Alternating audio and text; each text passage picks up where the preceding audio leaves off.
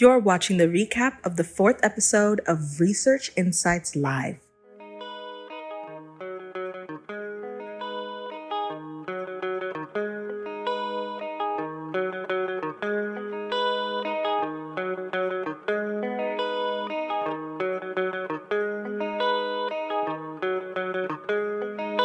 It's been almost 500 days, 491 to be precise, since Russia invaded Ukraine on the 24th of February 2022. And the war has dominated headlines ever since, with the world witnessing the violence, destruction, and devastation with great apprehension and shock. Meanwhile, the impacts of this war are far-reaching. Our increasing interconnectedness means that conflicts and their consequences decreasingly respect borders, with the ripple effects of this war continuing to reverberate around the world. But what are the implications of this war for global development? That's our focus for today. Please allow me to introduce myself. My name is Adinda Ceelen. I am a knowledge broker and research communications advisor at the ISS. I have the pleasure of moderating today's event, Conflict Compounded, the Implications of the War in Ukraine on Global Development Challenges. So on my left is Professor Wil Hout. Wil is Professor of Governance and International Political Economy at ISS. Next to Wil, we have Dr. Oane Visser, Associate Professor in Agrarian Studies. And to my very left, we have Dr. Shyamika Jayasundara-Smits, who is Assistant Professor in Conflict and Peace Studies. We're going to kick off today with Professor Wil Hout. Welcome again. You're going to paint the broader picture today and discuss the international dimensions of this war. Maybe the first question, because the starting point of today's discussion is the war in Ukraine, which is the largest conflict in Europe since the Second World War. We've got some facts here. Can you shed some light on the direct impacts of this war on the more than 42 million Ukrainian people? I think the direct effects are displayed here very clearly. There are so many people displaced. There are many refugees. People, of course, are in need of assistance. The amounts of money that would be required for the reconstruction of infrastructure in Ukraine is immense. The World Bank recently estimated that to be over 400 billion US dollars. So yeah, these are the most direct consequences of the war. I think what is one of the immediate fallouts is on the what we call the liberal international order. The liberal international order is shorthand for the order that existed since the Second World War, roughly. Mm-hmm. Now, I'm coming from the discipline of international relations, so we call order anything that is displaying some regularity. So disorder is part of the order. It's a bit paradoxical, but that is how it is. One of the bases, one of the key definitions of this international order is that it is a rules-based order, and that it is based on principles of international law.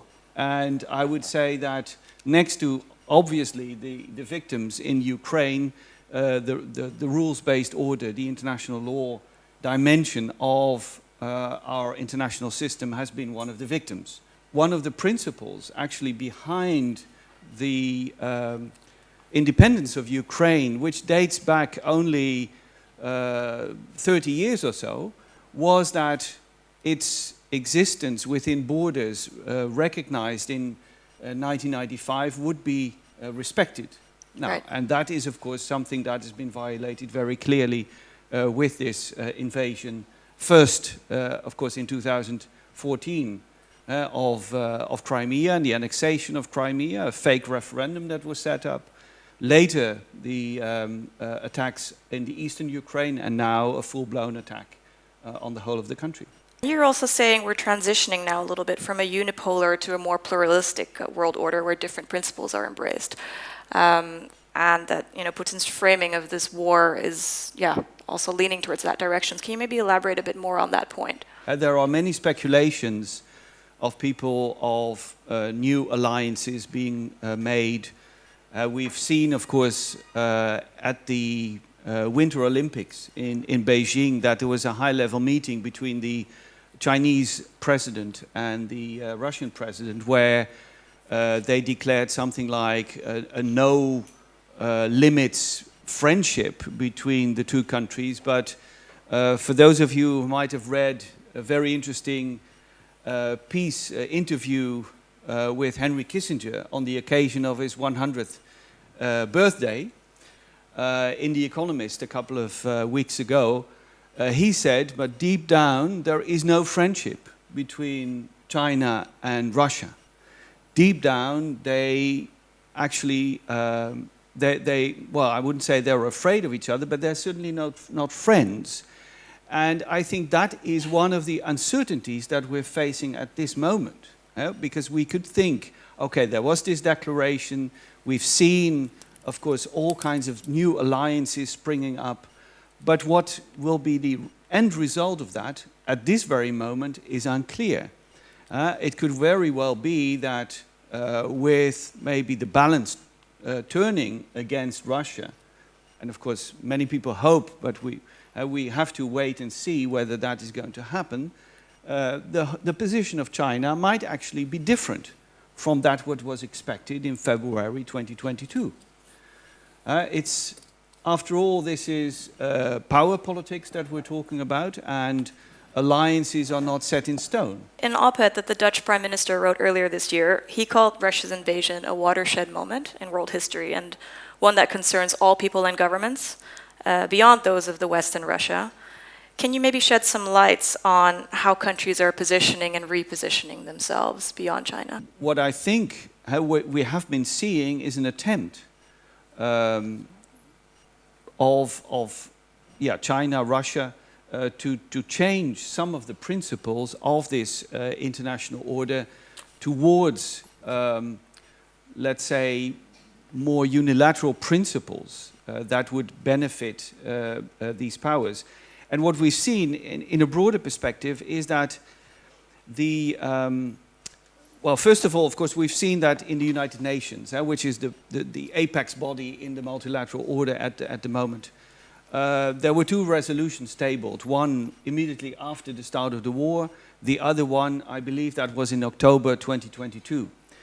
And on both occasions, a vast majority of the member states of the United Nations voted for a resolution condemning the invasion in Ukraine. And the second one also named the annexation of the Crimea and the aggression in the eastern Ukraine illegal. So they really adopted the framework, the words of legality. So that is a very stark reference to the principles of the international order. If you look closer, then you see that certain important countries did not concur with the majority. So overall, I think it was about 130 or 140 member states voted in favor of that resolution. By the way, General Assembly resolutions are not binding, unlike the Security Council, and that's where Russia, as one of the permanent 5 members, blocked a decision. Right. But nevertheless, it's a good signal that a vast majority of the international community condemned. But, as I say, there were a couple of countries abstaining. Thank you for sharing this political perspective for the international consequences. But of course, this war also has far-reaching economic consequences. And I was wondering if you could briefly shed some light on those as well. We've had a hike in energy prices, but across the world there was a shortage at one stage of wheat and etc. Due to sanctions. That's exported from Ukraine, and also the unavailability of the harbors on the Black Sea. Now, there was a deal negotiated, and that seems to have worked. It was continued a couple of times, so that has seemed to have worked. But yeah, these are, of course, very important consequences for many countries around the world. We're still going to keep the international gaze, but the focus is going to be more on the compounding effects of the war on international development and on existing crises, such as the cost of living crises and the food crises. But we also want to pull out some of the lesser heard stories from the shadows of this war. And so for this segment, I'm joined by Dr. Oane Visser, who has conducted extensive research on food and land in Ukraine and Russia, amongst others. So welcome again, Thanks. Oane. Wil has already talked about a number of the features of this conflict that render it a critical moment in history. And I wanted to ask if you have any additions from the perspective of international development on what makes this war a game changer. There are two major global consequences in my respect. One is that those countries, Ukraine and Russia, have a very big share in some key products, globally, like oil and gas from Russia. Also fertilizers comes from a large share comes from Russia and also Belarus. So they are affected by the sanctions. And then, of course, food. You've probably seen in the news that most of us didn't realize that those countries have a huge share in crops like wheat, like sunflower. Together, Russia and Ukraine cover almost 30% of global wheat supply. So that has great consequences, far-reaching consequences. Of course, we saw it in the Netherlands already in the supermarkets, where suddenly on the shelves there was some sunflower, and prices went up. But countries in the global south, low-income countries, are affected way more still till the moment. Ukraine is the breadbasket of the world, it's referred to that way. So obviously this war has repercussions for food security, and I thought I would quickly share the figure also that you shared with us, and maybe you can shed some light on that. We see that exactly Ukraine and Russia are the major providers of grain and wheat to a whole range of low and middle income countries, and especially some of the vulnerable ones like Somalia, Benin. You see that they have huge shares of their wheat coming from Ukraine or Russia. But also a country of Egypt, the biggest wheat importer in the world. And then you see, of course, Sudan in a crisis and very dependent next to that on those imports. So there is a strong correlation that a lot of our wheat comes from the US, comes from France, but exactly those low-income countries get their wheat from those countries. And you see that they have also a weak bargaining position to get that grain and wheat on time, because, of course, Western countries, Japan, some countries, high-income countries can negotiate, offer better prices. So especially the smaller of those low-income countries, they are kind of last in line for those deals for wheat. I don't think this is the full story, right? So you think it's really important to shed light on some of the other factors that are driving the food crisis today, and to share some of the lesser heard stories from the shadows of this war. So can you tell us what these stories are that we should be talking about more often? So I guess you heard a bit about the effect for low-income countries in terms of food, but I want to point out two lesser heard stories, and I think important implications. One for Ukraine and one for the world. First to look at the world, we see that in the media discourse, the policy discourse, we see the same kind of causes for this food crisis constantly being repeated. The war itself, the lingering effects of COVID, with disruption of all kinds of chains, of global value chains, and to some extent climate change, like the drought in the Horn of Africa. But what is hardly mentioned is the role of speculation in driving up food prices. And I think that definitely is a very substantial part of the story. Here we see on the screen, we see a graph. We see the profits of the 10 largest transnational food traders.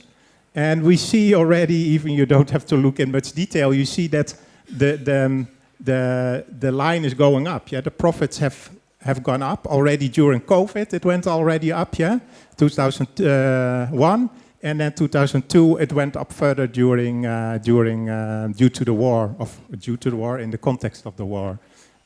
So what we see is that there is a lot of speculation going on already when the rumors were there that Russia would invade. A lot of food traders already started to quickly buy up food, yeah? Already driving up the prices, and that accelerated right after. And they were hoarding some of those stocks, in the meanwhile waiting for prices to go up before they were sold on. You had a figure you shared with us. Yeah. So here is a quote from NGO report by Unearthed. And it states that a group of 10 leading momentum-driven hedge funds, so would grasp the moment, the opportunity, have made an estimated 1.9 billion, not million, billion on profit on food price hikes and spikes at the start of the Ukraine war, which of course drove millions of people into hunger. So we look at the damage done, but it's also good to look at who benefits, who profiteers from the disaster which is going on. I'd like to move on to our third speaker. So we've spoken about extensively now about the international ramifications of this war, and we now want to transition our gaze from the international level to the national level, and more specifically to an island country in the Indian Ocean, Sri Lanka. So how has the war in Ukraine affected a small and vulnerable country like Sri Lanka, both economically and politically?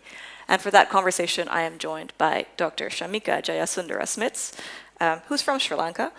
So Shyamika, maybe the first question, why is it important to talk about Sri Lanka? Why shouldn't we? So I ask a question back. Because we talk about everything else and we live in a connected world, why not Sri Lanka? So this is a kind of a mistake that we have been doing when we talk about the wars and the narratives of war, because the war is also partly constructed discursively. So we need to pay attention to the narratives, who control the narratives, because this is also about power and knowledge. And this is the mistake that we did in the 1990s, 2000s, when a lot of wars were taking place in Africa. It was never connected to anything else until all the migrants, started fleeing from boats and coming and making issues here. So even in Sri Lanka, this is about the narrative. So that's why even if it's a small country, it is also a sovereign nation with equal right to exist and also taking part in the international order making. Thank you for highlighting. Fully agree. We've been talking today about the compounding effects of this war on existing challenges. Sri Lanka was also finding itself in a somewhat turbulent time at the time of the onset of this war. Can you maybe share some insights on the socio-economic impacts this war has had on Sri Lanka? The ripple effects of Ukraine war, like the food prices and in the fuel and everything else, and also Sri Lanka depended quite a lot on Russia and Ukraine for its wheat imports, right, and also for tea exports. Right. And also quite a lot of Russians and Ukrainian tourists are coming to Sri Lanka. And this all somehow affected. So it's not the direct impact, but the economy was already very vulnerable. So any outside shock couldn't be absorbed. So then it started really collapsing. It was already collapsing, but it went flat. Yeah. But this is not it's like in Sri Lanka we say, it's like somebody who fell from the tree and hit by a bull. So Sri Lanka was already falling from the tree and hit by the bull of this Ukraine, right, conflict. So, because you shared a figure with us, right? So 45% of Sri Lanka's wheat imports are sourced from Russia and Ukraine, so that reveals your vulnerability. And you also shared a picture of the gas yes, the gas station and the lines. If I may add one thing, Sri Lanka is not a country. Even I'm getting shocked to hear that a country that is so much prosperous in its fertile land and everything. How can you go without food? It's also the government's policies, as I said, made real big mistakes, particularly introducing almost overnight organic fertilizer policy. To save the foreign exchange, the dwindling, foreign exchange, the government introduced this disastrous policy. And on top of that, there was climate issues that was affecting the crops. So it's a culmination of everything. And the Ukraine war was the last blow because its ability to recover became even reduced. Yeah. Yeah, you shared a quote from Alan Keenan. Yeah.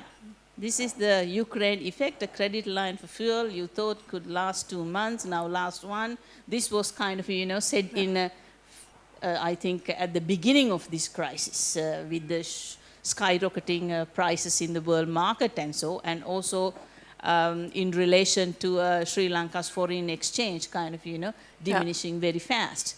Yeah. So yes, and I think in the Washington Post, they mentioned that Sri Lanka is the epicenter of a global economic crisis. So it was the first sign, according to them, because as my colleagues previously said, all these vulnerable countries, economically vulnerable countries, were already in debt. Yeah. So the impact accumulated on top of that vulnerabilities. Yeah.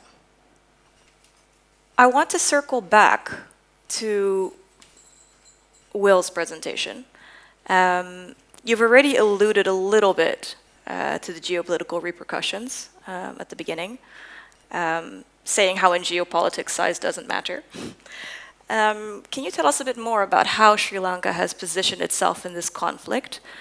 And maybe also whether you think countries like Sri Lanka are or should be interested in saving the current liberal international order? At the beginning, Sri Lanka wasn't taking any side, and we are very known for that, not taking a side, and we have this from the 1970s. Our foreign policy is friends of all, enemy of none. So, and it also goes with our Buddhist philosophy, being in the middle path. Of course, then it looks like very wishy-washy. But Sri Lanka could not afford to take a strong stand in this conflict, to side with one or the other, because it is a vulnerable country and it depends on everybody, and it also has a history of, its own foreign policy paths. And also in the 1960s, 70s, Sri Lanka has been really benefiting from its relations with Russia, China, all these fighting parties, as well as, of course, from the, the liberal West and, these international institutions. People realize, even, there was talk about in Sri Lanka, it is time, even for a small country like Sri Lanka, to intervention in this kind of a debates, also using its geostrategic advantage, being situated in the Indian Ocean in a very strategic location, to from strength, rather than being dismissed as a very small island, of 22 million people, bankrupt economy. We still had things to sell. We still had things to get attention to. And particularly with the China's BRI project and the geopolitical alignment in the Indian Ocean region and the Indo-Pacific, Sri Lanka is very well placed to play its own game for its own benefit. But this is not necessarily taking this side or that side, but also looking at from a very historical point of view. It's, diplomatic relations with all these countries and its old convictions.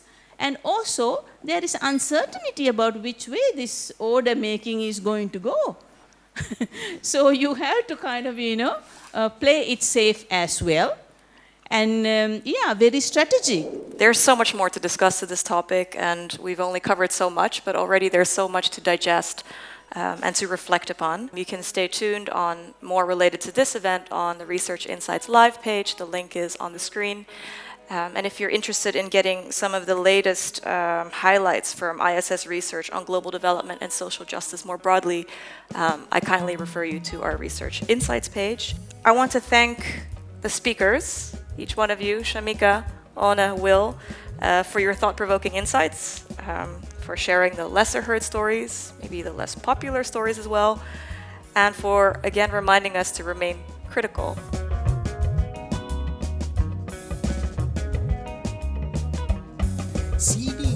of the matter. We dey use basket